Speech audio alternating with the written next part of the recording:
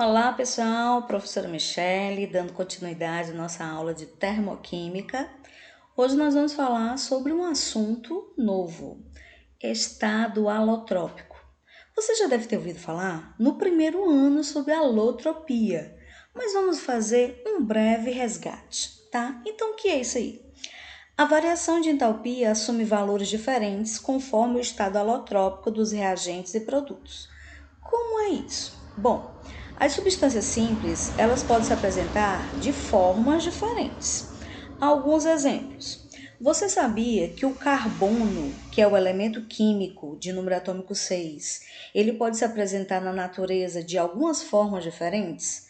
Como? A gente conhece muito o carbono grafite, que é esse que está na nossa lapiseira, no nosso lápis, né? Que é bem baratinho e ele é muito fácil de ser quebrado. Tanto que você sabe que o papel é mais duro do que o grafite. Por quê? É o papel que fica conservado e o grafite que vai sendo diminuído. Tanto que a gente tem que fazer a ponta dele, né? Porque ele está se acabando, tá? Então ele é representado aqui como graf, carbono grafite. Só que a substância mais dura do universo conhecido é o nosso diamante. E o que eles têm a ver com isso? Ora, meus caros, os dois são formados de apenas um elemento químico, que é o carbono. E aí, por que eles se relacionam? Porque eles são alótropos, ou seja, são substâncias químicas formadas do mesmo elemento químico, ok? Vamos ver aqui outro exemplo. Nós também podemos fazer algumas referências.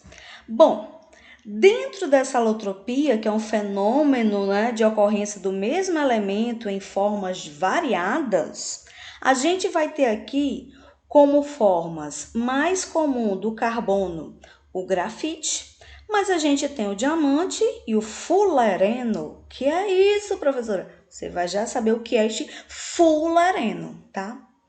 A forma mais fácil de ser encontrada na atmosfera do oxigênio é o O2. É uma molécula diatômica, ou seja, um oxigênio com outro oxigênio, certo? Mas existe o ozônio. Você já ouviu falar da camada de ozônio, né? Que protege a Terra contra os raios ultravioletas, né? Faz uma filtração, tá? A gente tem dois tipos de enxofre conhecido: o enxofre rômbico e o monocíclico.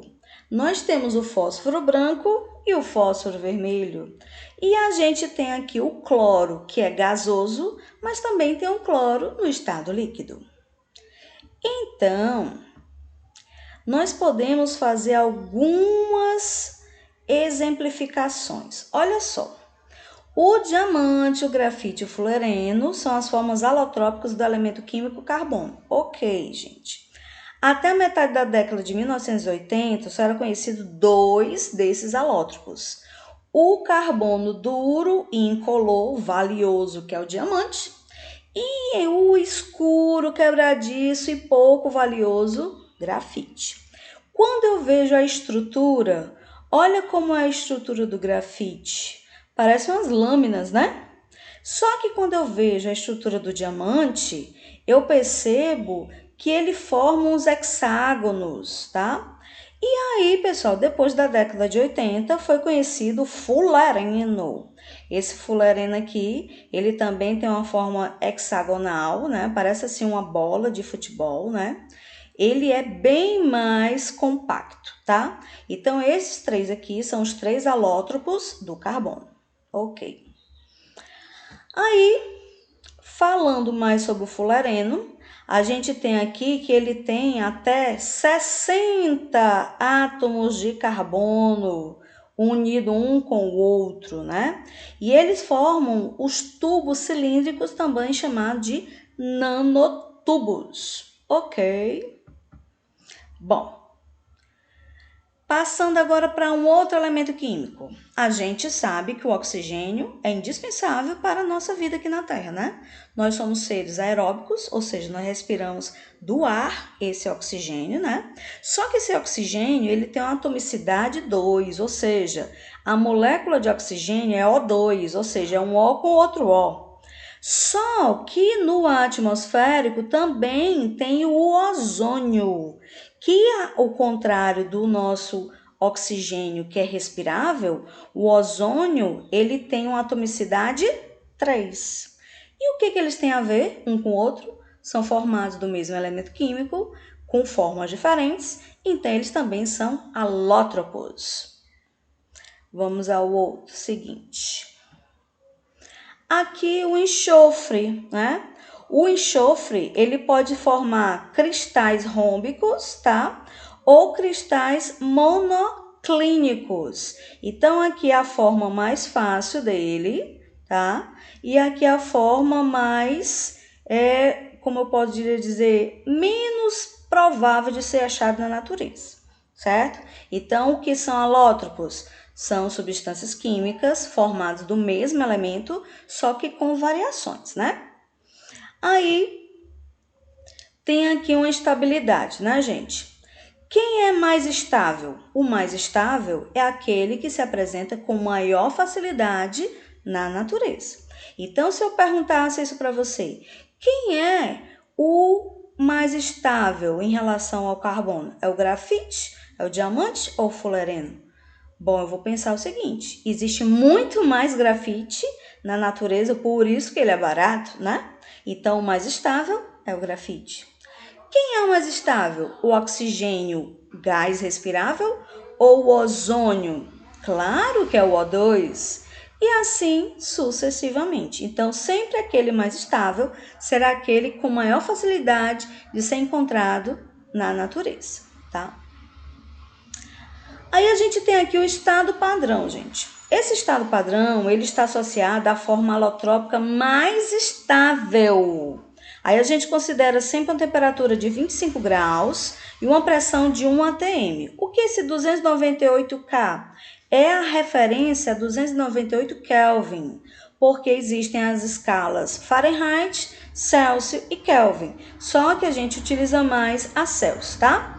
Então a gente vai dizer o seguinte: para aqueles que têm uma estabilidade, como o carbono grafite, o oxigênio gasoso, o enxofre rômbico e o cloro gasoso, nós vamos dizer que a entalpia dele vale 0. E quem for diferente de 0 é porque eu estou sabendo que ele não é a forma alotrópica mais estável, a mais comum. Bom, então a gente pode fazer algumas considerações. Considere a equação a seguir. Eu estou vendo aqui tudo que está antes da flechinha são reagentes, tudo que está depois da flechinha são produtos. Aí eu estou vendo aqui que é um ΔH, né? Tá meio estranho aqui, parece um A, mas é ΔH, tá? É a variação de entalpia. Tem um sinal de menos, se tem um sinal de menos é porque perdeu, liberou calor. Então, isso daqui só pode ser uma reação, o quê? Exotérmica. Vamos só ver se eu consigo ajeitar isso aqui que tá minúsculo. Aqui, porque é um K maiúsculo e um J maiúsculo, né? Porque são quilojoules. Assinale VOF. Então, vamos lá. É exotérmica? É exotérmica. Então, só pode ser verdadeira a primeira e a segunda. Por quê? Aqui está embaixo dizendo que são endotérmicas. Então, eu já nem leio mais isso daí. Economizo meu tempo, né? Exotérmica. Liberando 286 quilojoules por mol de oxigênio consumido. Bom, eu estou vendo que aqui tem um número 1. Foi consumido 1 mol de oxigênio. E aqui está 572, então essa aqui é falsa, né? Então, vamos ver a segunda. É exotérmica? É exotérmica. Liberando 572 quilojoules para 2 mols de água produzida.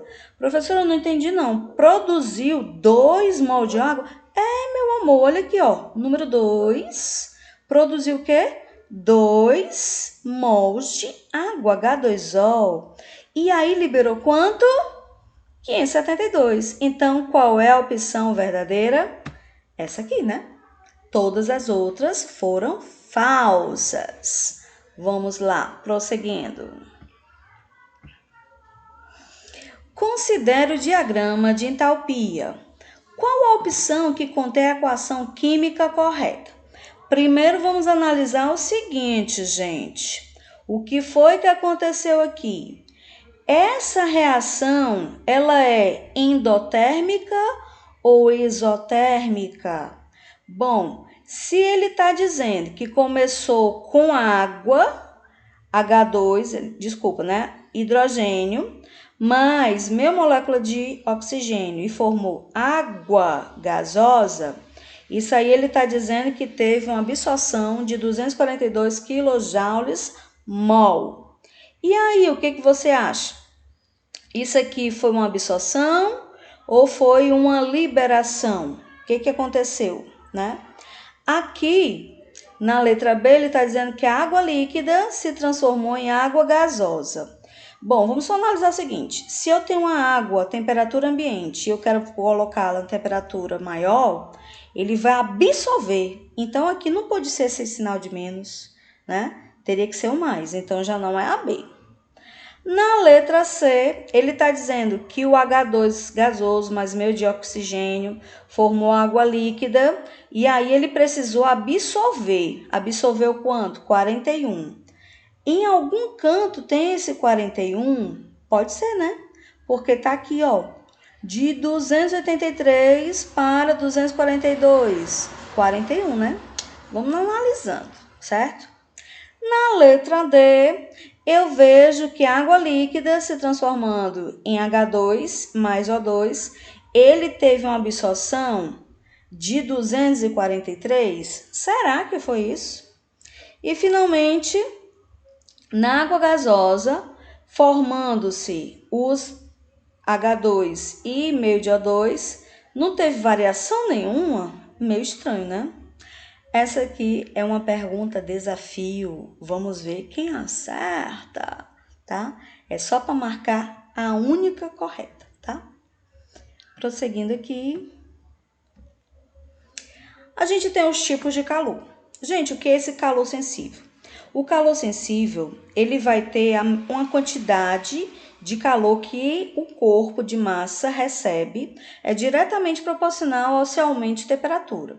A gente vai ter esta formulazinha, Q é igual a mc delta T. O que quer dizer isso? Q é o calor absorvido pela substância, M é a massa da substância, C é o calor específico e delta T é a variação de temperatura da substância, tá? Então, vamos ver aqui.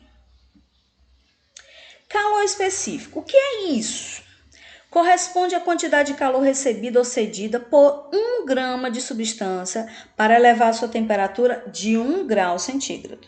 Expressa-se em caloria por grama por grau centígrado e é representado pela letra C. É característico de cada substância. Não pense que você vai ter que decorar isso. Mas aí bota uma coisinha no teu coração, de cor, é de coração, para você aprender para sempre. O calor específico da água, que é sempre muito usado, vale 1, tá bom? O álcool, aqui nessa tabela, 0,58, o alumínio 0,22. Vou te dar um exemplo. Se você colocar uma colher no fogo e aí você deixar ela 10 segundos no fogo, tu for pegar, tu vai te queimar. Mas se você botar uma vasilha com água 10 segundos no fogo e tu botar tua mão ali, tu não vai te queimar tanto. Por quê? Porque a água ela demora mais para esquentar e também demora mais para esfriar. Mas já o metal, nesse caso aí o alumínio, ele vai se aquecer bem mais rápido. Por quê? Vamos perceber. Aqui o calor específico da água é 1, do alumínio 0,22, ou seja, ela vai esquentar 5 vezes mais rápido do que a água. Mas também se eu colocar uma vasilha no congelador de alumínio, no instante a água vai ficar geladinha. Por quê? Porque da mesma forma que ele esquenta rápido, ele esfria rápido também, por conta desse calor específico dele, tá? Então aqui, maior C, menor troca de calor com vizinhança, ou seja, maior será a quantidade de calor necessário para aquecer, né? Então, quer dizer, quanto maior for o C, que é o calor específico, mais calor ele vai precisar para se aquecer, tá ok? Então, vamos lá. E o que é esse calor latente? Provoca algum tipo de alteração na estrutura física do corpo. É a quantidade de calor que a substância troca durante a mudança de estado físico. A fórmula vai ser L maiúsculo é igual a Q sobre M. E aí a gente tem a capacidade calorífica. O símbolo é C, né? Que a gente pode dizer que C é igual a Q sobre ΔT, ou que C é igual a M vezes C minúsculo, tá bom? E aqui, só para terminar por hoje, a gente vê aqui as medidas de calor. Quais são as medidas mais importantes para você saber hoje? Caloria, que é representado por cal ou quilocal, que são 1000 calorias. O J, que é joule, ou quilojoule, que esse J aqui tá minúsculo. Ai, meu Deus. Depois eu ajeito aqui, porque senão não vai sair tudo de uma vez. Espera aí, deixa eu ver. Pronto, ajeitei. E aí, uma quilocaloria, né? Você já sabe que são 1000 calorias e 1 quilojoule são 1000 joules. As relações são muito úteis para você saber, tá? Uma quilocaloria vale 1000 calorias ou 10 a terceira calorias. E uma caloria vale 4,18 joules. Vale, meu Deus, como é que eu vou fazer isso? Gente, é uma conversão. Você não sabe que o dólar vale mais do que o real? Quando eu vou comprar $1, hoje, que dia é hoje? Hoje é 6 de setembro de 2020. Se você for comprar $1, meu amor, você vai ter que pagar 5,60. Então, é como se $1 fosse 5,6 reais. Então, o que é isso aqui? Uma caloria vale 4,18 joules. Ou seja, a caloria, ela vale mais do que 4 joules. Então, o joule tem uma energia menor do que a caloria, tá ok? E uma quilocaloria valia 4,18 quilojoules, tá? Então, a gente fica aqui hoje por aqui e na próxima semana nós vamos fazer exercícios sobre isso aqui, tá bom? Grande abraço e que Deus nos abençoe sempre. Tchau.